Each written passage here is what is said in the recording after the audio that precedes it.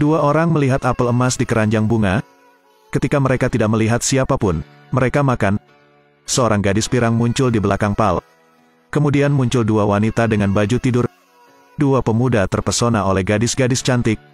Untuk sorakan para gadis, mereka memasuki hutan. Mereka jatuh ke dalam perangkap. Espen melihat ini dan bergegas mengejarnya. Tapi pintu tadi diblokir oleh batu raksasa. Dia menemukan apel emas di tanah. Espen menggigit. Pintu tadi secara ajaib muncul.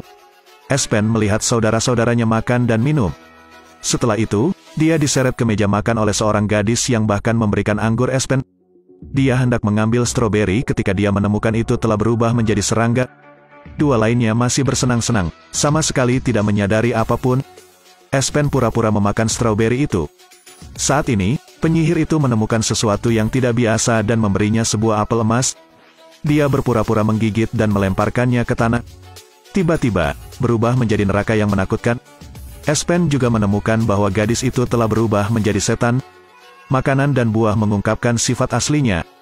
Demi keselamatan saudara-saudaranya, Espen menahan rasa jijik dan tersenyum pada penyihir itu. Dia menggunakan alasan untuk pergi ke kamar mandi dan memanggil dua lainnya. Espen mencoba membangunkan mereka, tapi mereka masih berhalusinasi. Espen harus mengambil tindakan drastis. Espen menamparkan mereka dengan keras.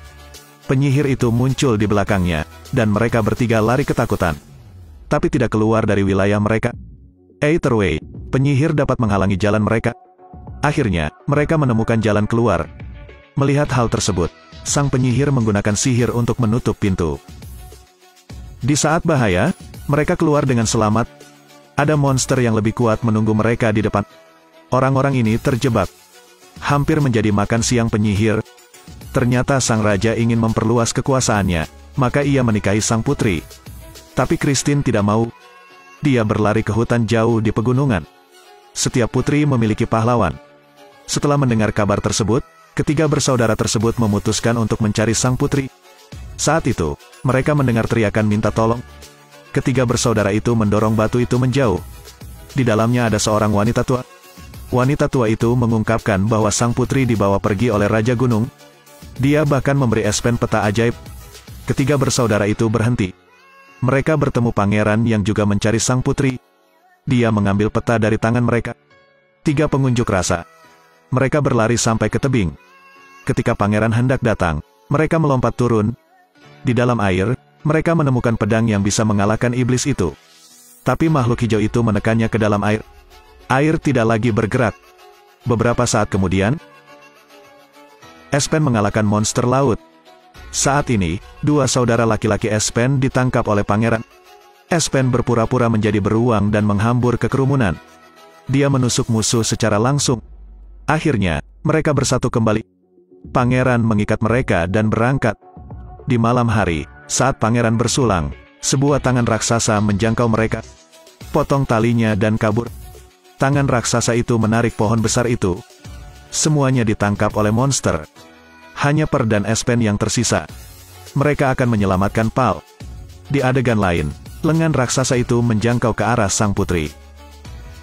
Jeritan mengerikan terdengar. Sang putri sedang tidur, dan detik berikutnya, dia mengambil batu itu dan memukul wajah monster itu.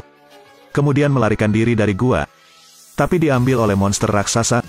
Tentara yang menyelamatkan sang putri juga diserang oleh monster. Mereka mengumpulkan kunang-kunang ke dalam vas, terus mencari keberadaan Raja Gunung. Mereka memasuki sebuah gua. Espen terpeleset dan jatuh ke lubang yang dalam. Untungnya, pedang itu menghentikannya dan menahannya. Sobat dan sang putri juga ada di sini. Setelah menyelamatkan keduanya, Espen juga membebaskan pangeran. Monster itu sedang tidur di pintu masuk gua. Pasangan pro background. Setiap orang harus merayap. Tapi pangeran menginjak ekor monster itu. Setan itu membuka matanya dengan marah. Semua orang berlari keluar dari gua. Kata sang putri.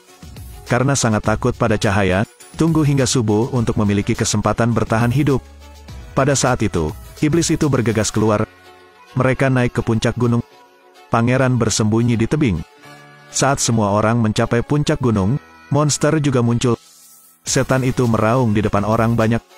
Espen berniat untuk berduel dengannya. Tapi celah ketinggiannya cukup besar.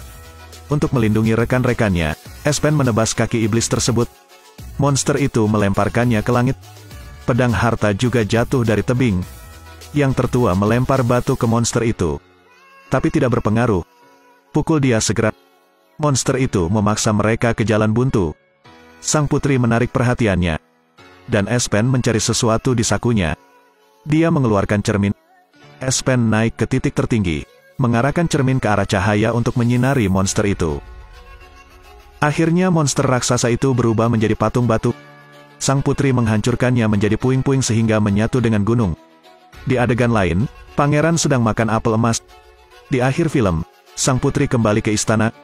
Sang putri juga menyukai Espen. Sejak saat itu, keduanya hidup bahagia selamanya. Film berakhir di sini.